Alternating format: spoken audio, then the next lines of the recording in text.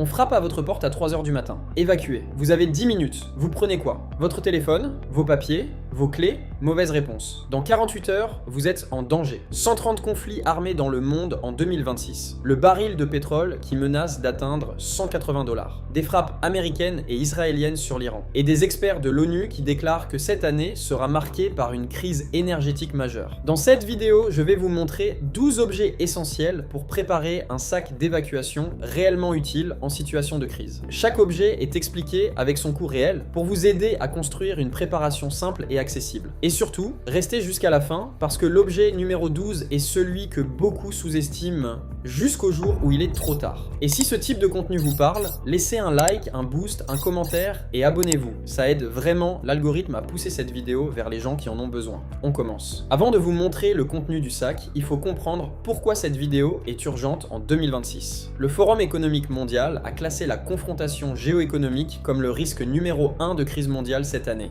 18% des dirigeants interrogés pensent que c'est l'élément déclencheur le plus probable. Regardez ce qui se passe concrètement. Les frappes américano-israéliennes sur les installations nucléaires iraniennes. L'Iran qui riposte en frappant des bases américaines dans toute la région. Les infrastructures gazières du Qatar endommagées. Résultat, le baril de pétrole s'envole et les experts parlent déjà de la pire crise énergétique depuis le choc pétrolier de 1973. Et je ne parle même pas de la Russie-Ukraine, du Soudan ou des 130 conflits armés recensés par la Croix-Rouge. On est dans une situation où chaque étincelle peut déclencher un effondrement en cascade. Alors la question n'est plus est-ce que ça va arriver, mais est-ce que vous serez prêt quand ça arrivera? Alors je pose la question, quel objet prendre en cas de catastrophe mondiale entraînant une évacuation immédiate? Objet 1, talkie-walkie longue portée, Baofeng UV5R ou équivalent. Premier pilier, la communication. Quand le réseau mobile tombe, quand internet est coupé, votre seul lien avec vos proches et avec l'extérieur, c'est la radio. Et pas n'importe laquelle. J'ai choisi un talkie-walkie de type Baofeng.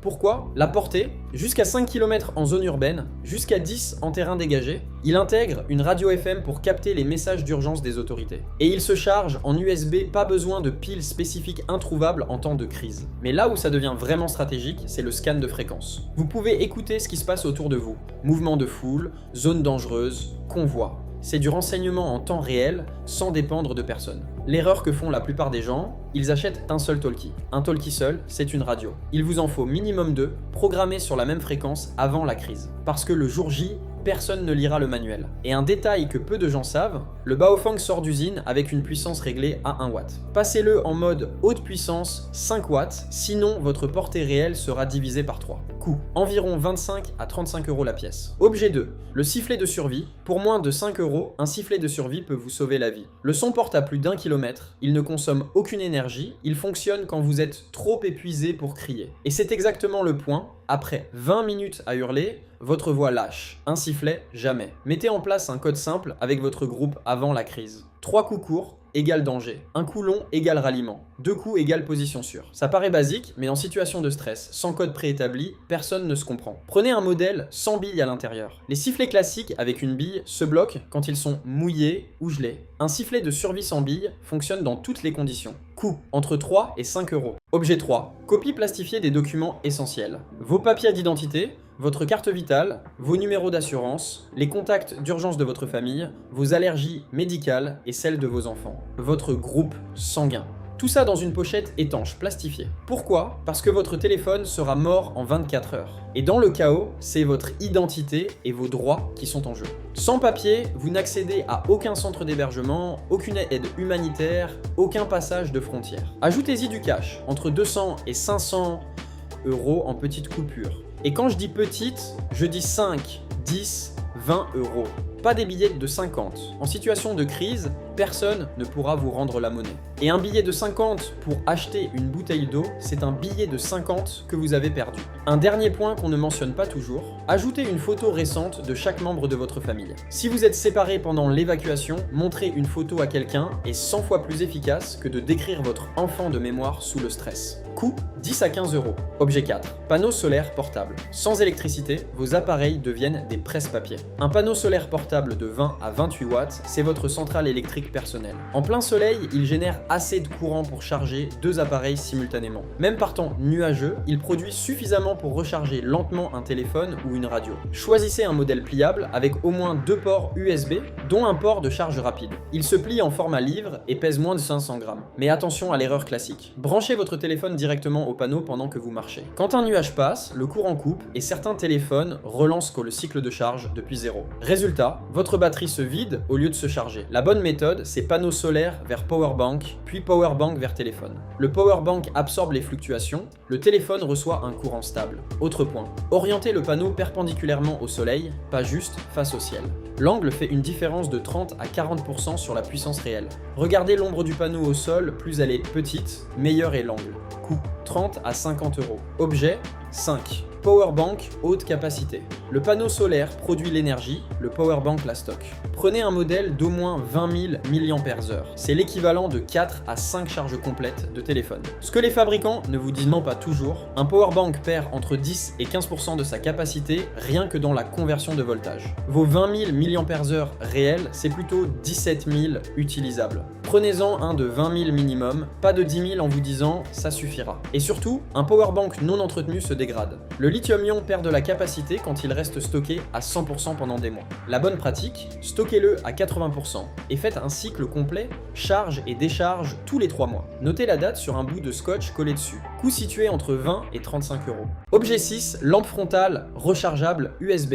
Pas une lampe torche, une lampe frontale. Pourquoi ? Parce que vos 2 mains doivent rester libres. Libres pour porter, pour construire un abri, pour tenir vos enfants, pour vous défendre si nécessaire. Choisissez un modèle rechargeable en USB avec un mode rouge. Le mode rouge, il est essentiel pour 2 raisons. Premièrement, il préserve votre vision nocturne, vos yeux mettent 20 à 30 minutes à s'adapter à l'obscurité, un seul flash de lumière blanche et vous repartez à zéro. Deuxièmement, la lumière rouge est beaucoup moins visible à distance. En mode blanc, vous êtes repérable à 500 mètres. En mode rouge, à peine 50. L'erreur fréquente. Prendre une lampe de 1000 lumens en pensant plus c'est puissant, mieux c'est. En réalité, à pleine puissance, votre batterie tient 2 heures. À 100 lumens, largement suffisant pour marcher et travailler, elle tient 15 à 20 heures. Privilégiez toujours l'autonomie sur la puissance. Coût 15 à 25 euros. Objet 7, filtre à eau portable. Vous pouvez survivre 3 semaines sans manger, mais seulement 3 jours sans boire. Et en situation de crise, l'eau du robinet sera probablement contaminée ou coupée. Un filtre à eau portable de type paille ou pompe peut filtrer jusqu'à 4000 litres d'eau. Il élimine 99,99% des bactéries et parasites. Vous pouvez boire directement depuis une rivière, une flaque, un fossé. Mais ce qu'il faut comprendre, c'est ce qu'un filtre ne fait pas. Il ne retire pas les produits chimiques, les pesticides, ni les métaux lourds. Si vous filtrez l'eau d'une zone industrielle ou agricole, vous éliminez les microbes, mais vous avalez le reste. Privilégiez toujours une source naturelle en amont des zones habitées. Et l'erreur qui détruit la plupart des filtres, les ranger mouillés, puis les laisser sécher. L'eau stagnante dans la membrane crée un nid à moisissure. Après usage, soufflez dans le filtre pour chasser l'eau résiduelle et laissez-le sécher à l'air libre avant de le ranger. Si vous vivez dans une zone où il gèle, ne le laissez jamais dans un sac à l'extérieur la nuit. L'eau dans la membrane gèle, la céramique éclate, le filtre est mort. Et si vous voulez aller plus loin sur le sujet de l'eau potable en crise, j'ai créé un guide de plus de 90 pages. Je l'ai écrit quelques années après avoir vécu moi-même une situation où mes enfants tombaient malades à cause d'une eau que je croyais propre. Dans ce guide, je vous raconte exactement ce qui s'est passé, ce que j'ai fait pour corriger le problème et plusieurs autres méthodes de purification que j'utilise jusqu'à aujourd'hui. Le lien est dans la description. Coût du filtre, 20 à 40 euros. Objet 8, réchaud de portable pliable, plus briquet tempête. Vous avez de l'eau propre, mais de l'eau froide à 10 degrés, quand vous êtes trempé et épuisé, ça vous refroidit de l'intérieur au lieu de vous réchauffer. Un repas chaud, c'est pas du confort, c'est de la thermorégulation. Optez pour un réchaud pliable en acier inoxydable, de la taille d'un gros livre fermé. Il fonctionne avec des brindilles,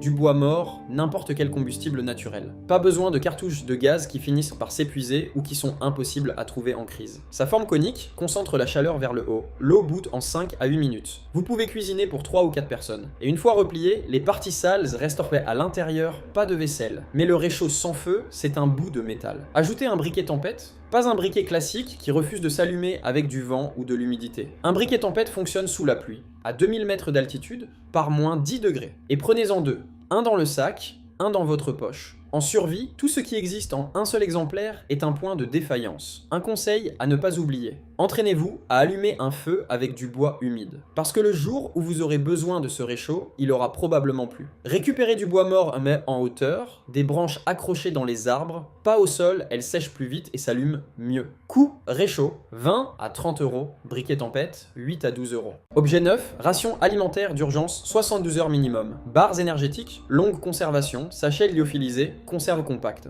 L'objectif, tenir 72 heures minimum, idéalement 5 jours. Calculez 2000 calories par jour et par personne. L'erreur classique, remplir son sac de conserve lourde. Une boîte de raviolis, c'est 400 grammes pour 350 calories. Une barre de ration d'urgence type NRG5, c'est 500 grammes pour 2300 calories. Le ratio poids-calories, c'est ça qu'il faut d'optimiser quand chaque kilo sur votre dos compte. Autre piège, les sachets lyophilisés sont excellents en termes de poids, mais ils nécessitent de l'eau chaude. Si vous n'avez pas accès au feu ou à l'eau, ils sont inutiles. Ayez toujours au moins la moitié de vos rations en format prêt à manger, sans cuisson ni eau. Et vérifiez les dates. Posez une alarme sur votre téléphone tous les 12 mois pour faire la rotation. Les rations périmées ne vous tueront probablement pas, mais elles perdent en valeur nutritive et en goût. Et le moral en situation de crise, c'est un facteur de survie à part entière. Et si vous voulez un plan complet pour nourrir votre famille pendant 90 jours en situation de crise, avec les listes d'achat, les menus et les stratégies de stockage, c'est exactement ce que j'ai détaillé dans mon guide best-seller.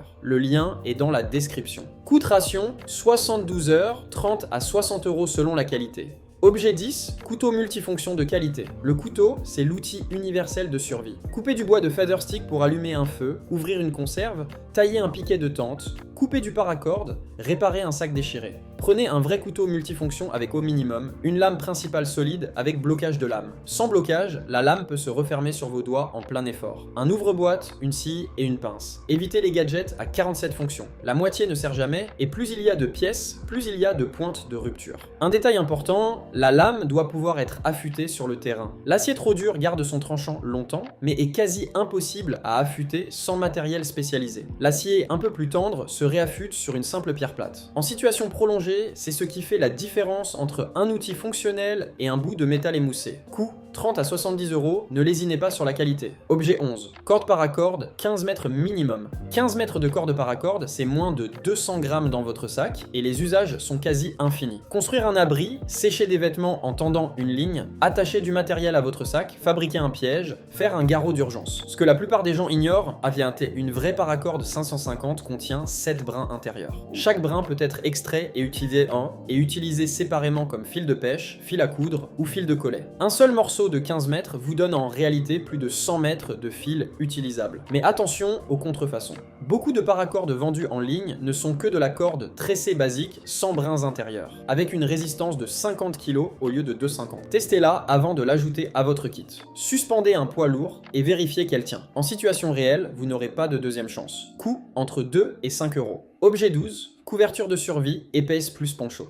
Et voici l'objet numéro 12, celui que beaucoup oublient ou sous-estiment. Pas la petite couverture de survie dorée fine comme du papier qu'on trouve dans les trousses de secours. Celle-là, elle se déchire au premier contact avec une branche, elle ne coupe pas le vent et elle fait un bruit de sachet plastique qui vous signale à 200 mètres. Non, je parle d'une couverture de survie réutilisable de type bivouac, épaisse, qui reflète 90% de votre chaleur corporelle. Pourquoi c'est l'objet que les gens sous-estiment le plus ? Parce que l'hypothermie ne frappe pas que par 10 degrés. Elle peut vous tuer par 15 degrés si vous êtes mouillé, fatigué et que le vent souffle. Votre corps perd sa chaleur plus vite dans des vêtements mouillés que dans des vêtements secs. En situation d'évacuation sous la pluie, avec le stress, la fatigue, peu de nourriture, l'hypothermie est le tueur silencieux numéro 1. Elle tue plus vite que la faim, plus vite que la soif. Cette couverture se plie en format poche, pèse moins de 200 grammes et peut vous servir d'abri improvisé, de tapis de sol isolant ou de signal de détresse grâce à sa surface réfléchissante. Ajoutez un poncho imperméable. Il vous protège de la pluie, peut servir de bâche pour un abri de fortune, de collecteur d'eau de pluie et vous rend moins repérable qu'un parapluie. Le combo couverture de survie épaisse plus poncho, c'est votre assurance vie contre le froid et la pluie pour moins de 20 euros. Coût Couverture épaisse, entre 10 et 15 euros, plus poncho entre 5 et 10 euros. On récapitule rapidement. Pour la communication, comptez environ 50 à 70 euros pour 2 talkies-walkies et quelques euros seulement pour un sifflet de survie. Pour vos documents essentiels, avec la pochette étanche et une réserve de cash, prévoyez entre 210 et 500 euros selon ce que vous mettez de côté. Côté énergie, un panneau solaire portable vous coûtera entre 30 et 50 euros et une batterie externe haute capacité entre 20 et 35 euros. Pour l'éclairage, une lampe frontale rechargeable se situe autour de 15 à 25 euros. L'accès à l'eau potable, lui, demande entre 20 et 40 euros pour un filtre fiable. Pour cuisiner, un réchaud pliable accompagné d'un briquet tempête revient à environ 28 à 40 euros. Côté alimentation, prévoyez entre 30 et 60 euros pour tenir au minimum 72 heures. Un couteau multifonction solide vous coûtera entre 30 et 70 euros. La paracorde, elle, reste dérisoire, entre 2 et 5 euros pour 15 mètres. Et enfin, pour vous protéger du froid et de la pluie, comptez entre 15 et 25 euros pour une couverture de survie épaisse et un poncho. Au total, votre kit complet tourne autour de 450 euros en version accessible et peut monter jusqu'à environ 900 à 950 euros en version plus robuste. Et encore une fois, posez-vous la vraie question. Est-ce que 450 euros c'est cher ou est-ce que c'est le prix pour ne pas être pris au dépourvu quand tout bascule? Et maintenant, l'erreur fatale. Ce n'est pas un objet manquant, c'est un comportement. L'erreur fatale, c'est de préparer ce sac et de ne jamais le tester. Combien de gens achètent un filtre à eau et ne l'utilisent jamais avant le jour J? Combien ont des talkies-walkies qu'ils n'ont jamais allumés? Combien ont un sac de 15 kg qu'ils n'ont jamais porté pendant plus de 5 minutes? Prenez un week-end, sortez votre sac, faites une simulation avec votre famille, allumez la radio, filtrez de l'eau, faites bouillir un repas sur le réchaud, marchez 10 km avec le sac sur le dos. C'est ça, la vraie préparation. Le matériel sans la pratique, c'est juste du shopping. Si cette vidéo vous a ouvert les yeux, mettez un pouce bleu, un boost et partagez-la avec quelqu'un que vous aimez. Parce que la meilleure façon de protéger vos proches, c'est de les préparer avant la crise. Et si vous voulez aller beaucoup plus loin, j'ai créé 2 guides complets pour couvrir les 2 urgences numéro 1 de toute crise. L'eau et la nourriture. Nourrir ta famille en 90 jours.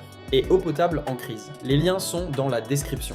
Dites-moi en commentaire, quel objet ajouteriez-vous à cette liste et quel objet vous a le plus surpris? Vos retours m'aident énormément à améliorer ces vidéos. On se retrouve très vite pour la suite sur Éco Décryptage. Prenez soin de vous et de vos proches.